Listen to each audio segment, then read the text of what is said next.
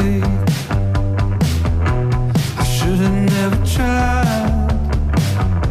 I took the cake, finished every slice. I moved away, still paying off the fines for every day I shared. I left alive. Ahora escribo estas palabras llorando en una celda de escasos metros a la espera de mi ansiada libertad. Vive y deja vivir. Ya fui en su día la desesperación de mi familia, pero ahora estoy por fin con mis 5 sentidos activos y veo la vida de otra manera. Yo ya fui condenado por jueces, no quiero que ahora me condene también la sociedad. Solo quiero ser feliz. Y por eso quiero pedir perdón a los que algún día pude herir. No era yo, era la droga. Por eso os pido que me escuchéis y no cometáis los mismos errores que yo. ¿Quién escribe estas líneas? ¿Quién es Jesús Contreras Porcel? Jesús Contreras Porcel es el atracador del chándal, conocido como el atracador del chándal, que tiene ahora 53 años y ha pasado más de 25 años en el talego en diversas entradas y salidas, ¿no? Su hermano era atracador de bancos, él fue el junior de una saga de atracadores que actuó fundamentalmente en la demarcación de Barcelona, pero también en Madrid y en Valencia de una forma bastante importante también, y que bueno, en fin, fue acompañado de una novia que tuvo magnífica, que se llamaba Heroína, que le ayudó en todo su viaje y que es uno de los protas de mis condenados relatos, ¿no? Carlos Quiles, buenas noches. Muy buenas noches, Marc. Qué placer tenerte aquí. Igualmente. En el estudio de la cadena SER, que es tu casa. Es mi casa. Es tu casa. Lo podéis decir. Periodista judicial, periodista policial con más de 30 años de carrera, muchos de ellos, como digo, frente a este micro amarillo, y publicas ahora Condenados Relatos, más mala vida, con la editorial Al Revés. Relatos que son básicamente la historia de 18 personas con las que te has encontrado a lo largo de esta carrera. Algunos criminales, algunos inocentes, gente con la que has lidiado, con la que has compartido mucho. Compartido mucho y que han sido ladrillos en esa construcción de las paredes, ¿no? Que durante tu trayectoria como periodista pues vas haciendo crecer, ¿no? Son los ingredientes de las noticias. Es un libro coral porque de los 18 capítulos yo escribo 10, que son 10 historias de criminales, de policías, de vicisitudes, en fin, de cuestiones criminales que he conocido en primera persona y que hago esas, lo que dicen los franceses, las pequeñas nouvelles, ¿no? Novelitas de 20-25 páginas de casos concretos, ¿no? El caso de, pues yo qué sé, el caso del potro, luego me referiré, ¿no? O el caso de no sé qué. Pero luego he tenido el honor de ser acompañado por diversos presos o expresos, algunos con un cierto pedigrí, que han escrito ellos relatos de su puño y letra. Por lo tanto, yo escribo uno, la asesina de la Guardia Urbana escribe otro, ella, lo que ha querido, luego escribo yo, luego Sandro Rosell, absuelto después de estar 2 años en preventiva, escribe el siguiente capítulo, luego escribo yo otro, es decir, es un libro coral. Porque he querido también que la gente viera, primero que la gente escribiera con libertad, aquellos a los que he pedido, pues además de Rosa Peral y además de Sandro Rosell, que quizás son los más conocidos, está el responsable de la Mara Salvatruchas en Madrid, que es un tipo con más de 16 muertos, ¿no? Que escribe está el Flaco, ¿no? Ya lo conocéis, el butronero de Vallecas, ¿no? El Robin Hood de Vallecas, que también escribe un relato. Es decir, he intentado buscar un delincuente económico, la esposa de un atracador, ¿no? Que nos haga un relato de la esposa de un atracador, cómo vive la consorte de un atracador de bancos, de un delincuente que vive de ello. Mercedes, efectivamente, ¿no? Para dar muchos prismas de una misma realidad, que es esta realidad negra y criminal, que a mí me seduce tanto, que es mi vida y que tanto me ha enriquecido, ¿no? Habrá mucha gente que esté pensando, ha dicho que para él es un honor compartir páginas y proyecto literario con alguien que tiene 16 muertos a su espalda. Sí que lo es, porque ¿cómo te diría yo? Porque estamos hablando de true crime, estamos hablando de no ficción, estamos hablando de la realidad. Pero en mi caso, en este libro, en mi trabajo, tú me conoces desde hace muchos años, es la realidad de situaciones o de personajes con los que nos hemos podido encontrar o nos encontramos en la farmacia, en la gasolinera, en la puerta del colegio. Es decir, que no son reales, son extraordinariamente próximos a nuestra propia vida, ¿no? Y eso, el poder acceder a ellos y el poder preguntarle a la esposa de un violador cómo puedes estar con un tipo que viola, ¿no? o poderle preguntar a un tipo que ha perdido 2 años de su vida porque se han equivocado. Se han equivocado. Y como se han equivocado, pues resulta que este señor ha perdido 2 años de su vida. No 2 horas de espera en la cola del autobús. En este caso 2 años concreto, de su vida. en el de Rosell, Rosell, ¿no? es brutal lo que le escribe, ¿no? Claro, es un tipo que pasa 2 años de su vida en prisión por un error policial, judicial, y él cuenta, sin gran rencor, tengo la sensación, cuenta sus sentimientos en la cárcel. Y básicamente habla de los sentimientos, ¿no? Sí, Y dice cómo sí. a él, durante sus años en la cárcel, se le desataron muchísimos sentimientos que él ni siquiera conocía de sí mismo. Sí, mira, me recuerda un poco, pues una mala comparación, y si nos está escuchando Sandro Rosell, que es más que posible, espero que me disculpe. Hace mucho tiempo vi una película de un crío que es abandonado en la montaña, y allí, pues en la película, ¿no? Es cuidado por lobos y por tal, no sé qué, y al final crece un ser humano asilvestrado, ¿no? Este crío lo encuentran unos excursionistas y lo introducen en la sociedad. La entrada de ese crío en la sociedad, en una casa normal, con lavabo, con agua, con calor, con calefacción, con ropa, que no, le produjo un shock extraordinario hasta el punto que, bueno, se volvió agresivo y se fue, ¿no? No recuerdo la película, pero sí que me llamó mucho la atención. Bueno, pues, salvando las distancias y con todas las disculpas para el señor Rosell, es un poco lo que él experimentó cuando entró en la cárcel. Estamos hablando de una persona que tiene un altísimo poder adquisitivo, que se ha movido siempre en parámetros de confort, de opulencia, y no lo digo como una crítica, lo digo como un dato objetivo, ¿verdad? Con una ausencia total y absoluta de contacto con ese mundo de Lampa, ese mundo, ese submundo, ¿no? Esa cloaca de la ciudad que él jamás pisó, y de repente se encontró rodeado de ingredientes exponenciales de esa cloaca, ¿no? El choque emocional que él sufre cuando de repente se da cuenta que está empatizando, que tiene una cierta relación casi rayando el cariño con un señor que es un asesino, no un señor que ha tenido un error en la vida, no, un asesino, y sin embargo él se sorprende a sí mismo sintiendo dijéramos, una interacción con este individuo que jamás hubiera podido ni siquiera imaginar, ¿no? Bueno, hay un personaje que es Antonio Bernal Romeu, es un violador compulsivo y un asesino y atracador compulsivo. Yo me entrevisté 20 veces en la cárcel para escribir un libro que hice ya hace años que se llamó Psicópata, y que de forma tangencial sale en un capítulo que le dedico hoy, que le dedico en el libro, porque este señor, entre otras cosas, tuvo la genial ocurrencia, con un cierto delirio literario en la cárcel, de escribir un libro que se llamó 12 formas distintas de eliminar un cadáver. Es decir, que no hizo una poesía onírica, ¿no? Sino que se dedicó a hacer un libro así, ¿no? Verás, la gente se piensa que lo suyo es atar el cadáver con un yunque y lanzarlo al mar, para que una vez allí, en el fondo de las aguas, los peces hagan el resto. Pero no es así. Se puede dar la circunstancia de que con el paso del tiempo, las extremidades donde hayamos atado el yunque se desgarren y parte del cuerpo salga a la superficie. La solución, pues muy sencilla. Los riñones de las personas son como esponjas. Así, cuando tengas el cadáver en la barca y estés a punto de lanzarlo al mar, le tienes que pinchar 7 u 8 mullas con una navaja o un estilete en los riñones, luego lo tiras al mar y verás cómo se hunde para siempre. Ostras tú.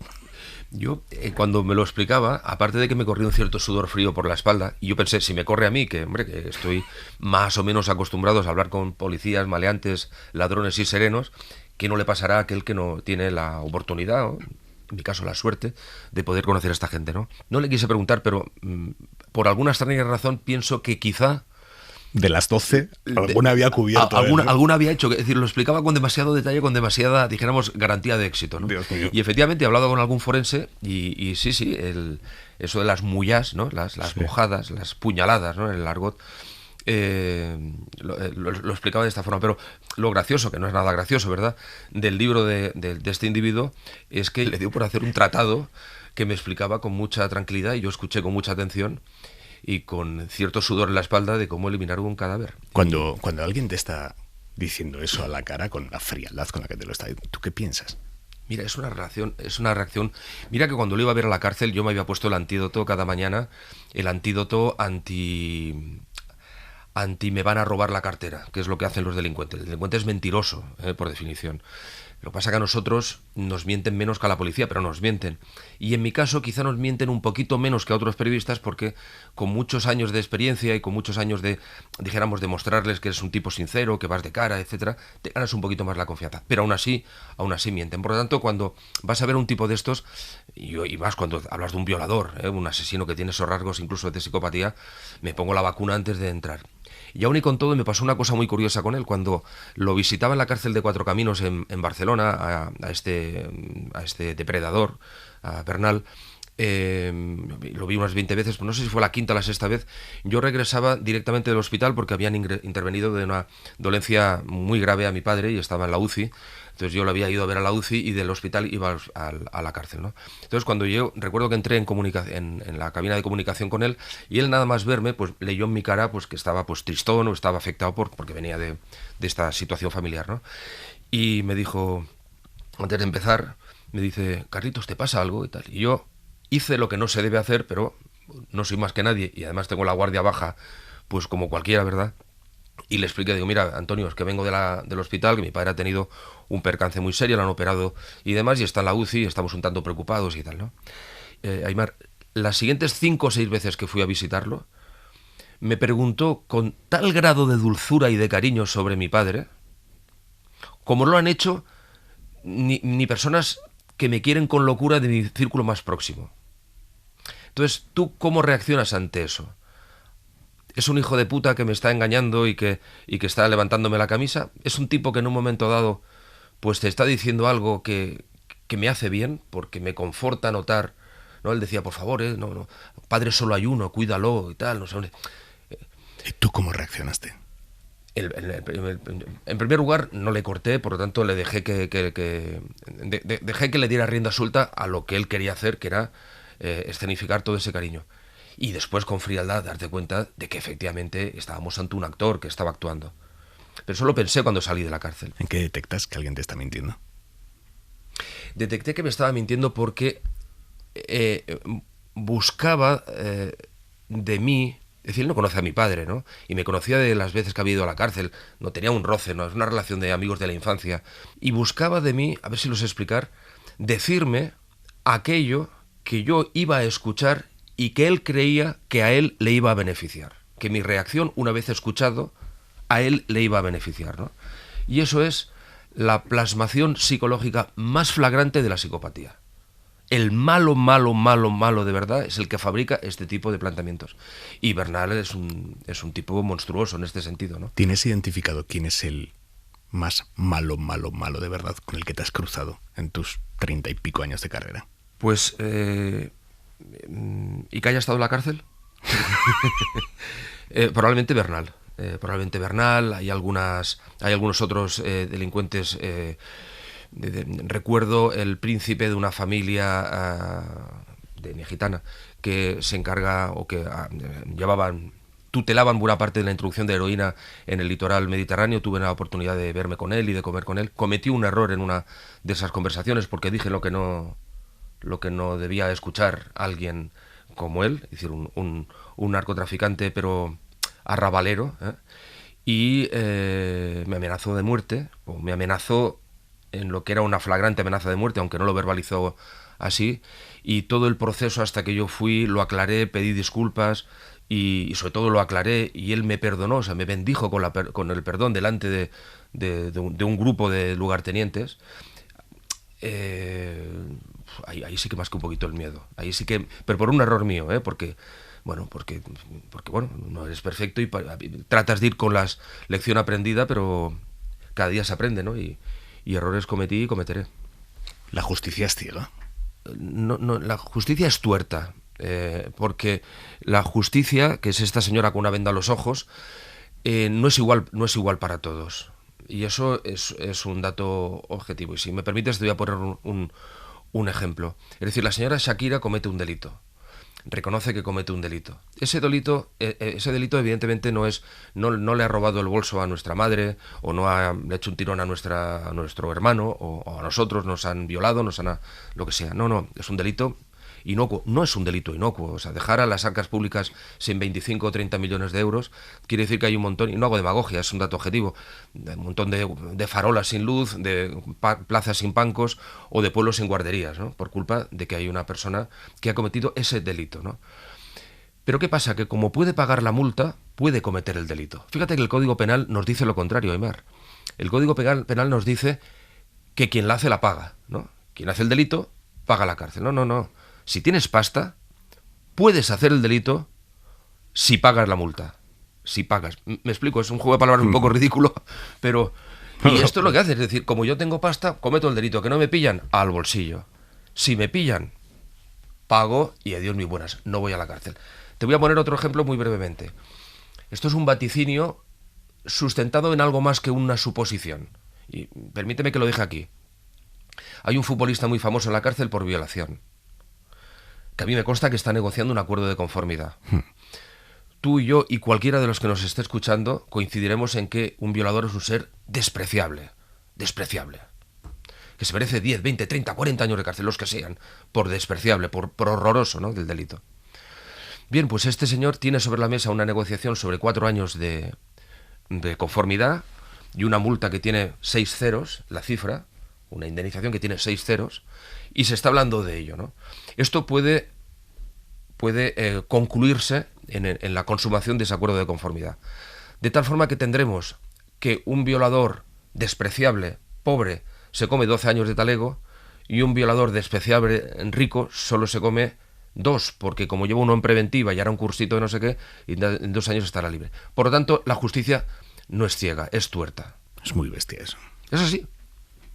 Es así. Es decir, la ley obliga al empresario a que le ponga el arnés, el casco y tal para trabajar. El empresario no se lo da, el trabajador se cae del andamio, se parte la espalda, queda paralítico, pero como el empresario le da una indemnización y una multa, no hay delito de la dejación contra la seguridad del trabajo por parte del empresario. No, hombre, no. El delito lo ha cometido. ¿No? Escribes en el libro historias muy bestias. ¿Te has dado miedo de ti mismo alguna vez pensando soy capaz de poner negro sobre blanco, darle letra a esta barbaridad? ¿Podría cometer yo algo así? Alguna he pensado, bueno, dicen los psiquiatras más, Andreu Martín, el escritor Andreu Martín, gran amigo mío y gran maestro, su mujer es una muy prestigiosa psicoanalista, y siempre le decía a Andreu algo que Andreu me decía a mí, y es que le decía su mujer, Andreu, que es un escritor de novela negra, le decía, mientras mi marido lo escriba no lo hará, ¿no? Pues yo me quiero decir a mí mismo que mientras yo lo escriba no lo haré, ¿no? Pero más que miedo, lo que sí que he experimentado es el haberme metido donde no me llamaba, la sensación de decir, es que has ido demasiado lejos, te has metido donde no te han llamado. En el libro explico un caso, por ejemplo, del violador del Vallebrón. No voy a hacer spoiler, me gustaría que si alguien tiene la amabilidad o el placer, el gusto de leer el libro, pues que lo descubra, ¿no? Pero como son 30 años, 25 en esta casa o 20 y tantos en la cadena SER, yo en la cadena SER informé de la presencia de un violador en serie en Barcelona, el violador del Vallebrón. Más de 25 mujeres violó el animal, ¿no?, de José Rodríguez Salvador. Informé de su detención. Fui al juicio, cubrí la sentencia, y cuando faltaban pocos meses para que quedara en libertad, y yo lo había calculado, claro, son 30 años, el tío ya había comido más de 20 años de talego a pulso, ¿no? Y claro, la cárcel se había portado muy bien, por lo tanto tenía todas las indicaciones para entrar. Fui a ver al abogado y le dije, oye, me parece que tu cliente debe estar a punto de salir. Dice, sí, hace una semana fui y es cuestión de semanas o meses que el tribunal ya le toca salir, pero le toca por narices, porque ya ha cumplido, ¿no? Es decir, estamos hablando de un caso con un recorrido de 25 años, ¿no? Y me dice el abogado, Carlos, estoy un tanto preocupado, pero bueno, la vida es así, me dice él, porque me ha dicho Rodríguez Salvador que cuando salga lo va a volver a hacer. Y no solamente lo va a volver a hacer, sino que las va a matar, porque a estas no las mató y le delataron en el juicio. Por lo tanto, lo va a volver a hacer y las va a matar. Y ahí tenías que decidir tú qué hacer con esa información. Me manda esa patata caliente hirviendo, me la pone encima de las manos, y a mí, quemándome las manos, digo, ¿y ahora yo qué narices hago con esto? Aquella noche no dormí y a las 8:30 de la mañana me planté en la sala segunda de la Audiencia Provincial de Barcelona para verme con el malogrado presidente de la sala, extraordinario juez y mejor persona, don Pedro Martín, a quien le dije, don Pedro, tiene que recibirme, tengo un problema ético, tengo un debate interno, me ha pasado esto. Le expliqué todo esto y el juez gran jurista y yo creo que un tipo, un ser humano sabio, me dice: Quílez, creo que el abogado se lo ha dicho para que usted haga lo que está haciendo ahora, que es venir a explicármelo a mí, porque él no podía ir, el abogado, ¿no? El juez estiró la ley, estas cosas de la justicia ciega, tuerta, estiró el folio, todo lo que pudo, para alargarle un año más la estancia en prisión de Rodríguez Salvador, de lo que en principio calculaba el abogado, ¿no? Luego quedó en libertad. Y no puedo reprimirme explicarte un detalle final. Quedó en libertad y al cabo de 20 días apareció muerto en el Valle Hebrón. El personaje, Rodríguez Salvador, el violador, el que iba a volver a violar y matar, ¿no? Se despeñó por un barranco en la montañita del barrio del Valle Hebrón de Barcelona, ¿no? La investigación de los Mossos duró 2 minutos. En 2 minutos los Mossos vieron quién era, vieron lo que le había pasado y dijeron que no hacía falta investigar porque evidentemente había sido un accidente. Muy rápida la investigación. ¿Se cayó?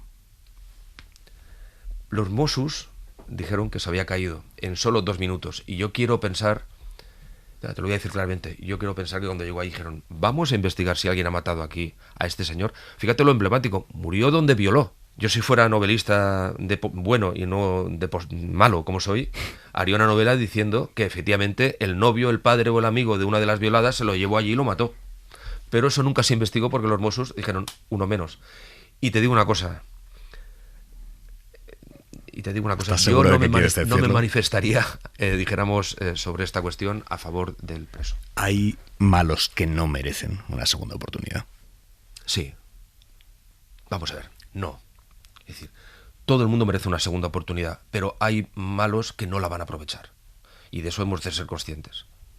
Es decir, hay aproximadamente un 3,5% de la criminalidad, según los últimos informes, creo que es del 2019, el último que hay sobre la presencia de rasgos de psicopatía en la población reclusa española, solamente el 3,5%, pero aquí hay un fusible que no funciona. Yo creo que la sociedad corrompe, y que tú y yo y quien nos está escuchando es culpable en un porcentaje X de que haya gente que esté fuera. Yo siempre fuera del redil de la ley, ¿no? Yo siempre de haber sido hijo de un profesor de literatura de instituto y de una madre abnegada, peluquera de barrio, hubiera sido hijo, como el atracador del chándal, como Contreras, de un padre descarriado y de una madre que se dedicaba a hacer la calle, que hubiera vivido en la calle con un hermano atracador, yo sería este decoroso periodista que está compartiendo minutos de radio con todos ustedes, o sería Jesús Contreras, ¿no? Por lo tanto, todos tenemos una parte de culpa, pero hay un pequeño sector que no. Y eso lo tenemos que asumir, incluso los que estamos en la vertiente más progresista, más avanzada del análisis criminológico, ¿no? Yo me encuentro en ese sector, ¿no? Y lo hemos de asumir. Carlos, más de 3 décadas dedicado a lo que tú llamas el periodismo de la mala vida. Sí. Viendo cosas muy fuertes. ¿No has necesitado nunca salir de ahí y coger oxígeno? Sí. Y decir: no puedo más. Sí. No puedo más Sí. con lidiar con tanta maldad en mi día a día. No tanto por una cuestión, dijéramos, más endémica, más de ambiente, sí en situaciones concretas, ¿no? Es decir, cuando yo quiero conocer en esa obsesión por supongo que es periodística, ¿no? Del saber, del poder probar la mercancía para decir si esto es o no es la mercancía, ¿no? De acercarme a la cloaca, ¿no? Aunque te muerdan las ratas, ¿no? Me decía Gabilondo, Iñaki me decía una vez, ¿no? Hay que bajar las cloacas aunque te muerdan las ratas, ¿no? Bueno, pues hay que hacerlo y luego hay que curarse las heridas, pero te van a morder, ¿no? ¿En qué han cambiado los criminales de hoy respecto a los de hace 20 años? Vamos a ver, ha cambiado en el Código de Honor. Los de hace 20, incluso 20, 25, 30 años, había una población reclusa fundamentalmente española y que se movía en unos parámetros fundamentalmente procedente de guetos, de grandes ciudades. Era una delincuencia española desarraigada y además paupérrima desde el punto de vista económico y cultural, ¿no? Una delincuencia urbana, además, no de la España interior, sino de la España más urbana. Y se movían a través de unos parámetros de Código de Honor. Es un Código de Honor muy anacrónico, raya lo ridículo es casi para burlarse, ¿no? Pero existía y funcionaba, es decir, un atracador entraba en prisión y otro atracador de la banda rival que ni tenía relación, pero se sabían de nombres y de oídas, que pues la banda de los monos azules actuaba en tal sitio y estaba la banda del Chato actuando en Móstoles. Bueno, pues cuando la viuda o la esposa o la novia o la consorte del tal Chato se quedaba en su casa porque Chato había sido detenido, recibía un sobre de dinero de la banda rival, ¿no? Es decir, por supuesto, si alguien delataba a alguien, era la muerte lo que encontraban. Luego, el Chato era capaz de apalear a la mujer y obligarla a prostituirse para que consiguiera dinero para él.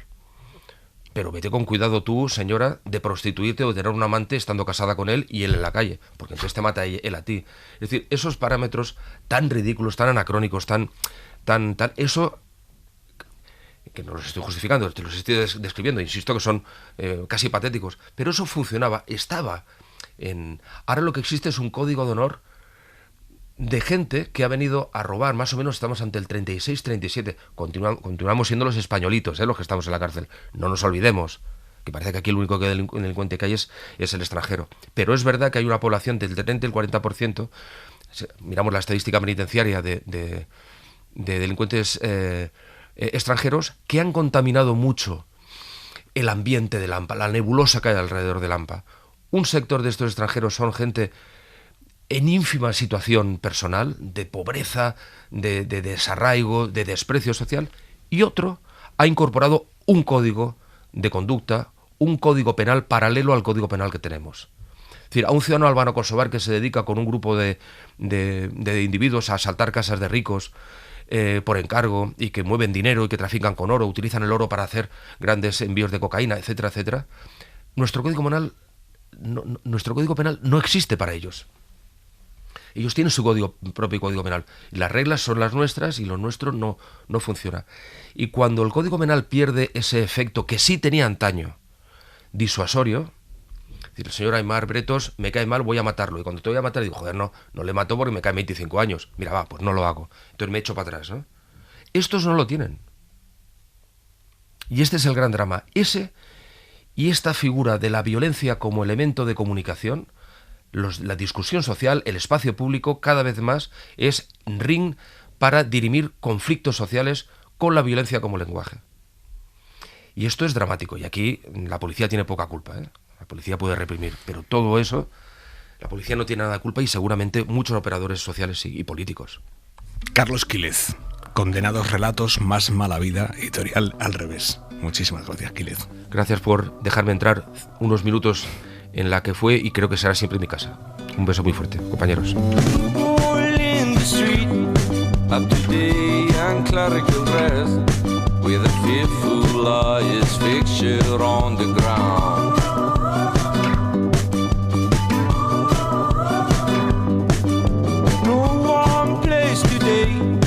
At the Carso Futurist Garden, Little Big Brain's demolition, but you're wrong. Cannibal, cannibal, seems you are a cannibal, cannibal.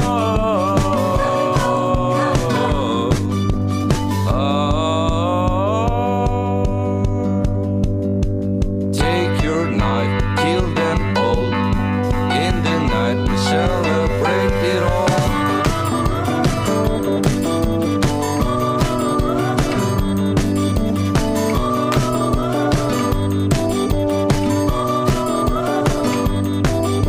Fashion baby sheep at the dance floor, shaking and laughing, and the Sergeant Pepper starving in the desert.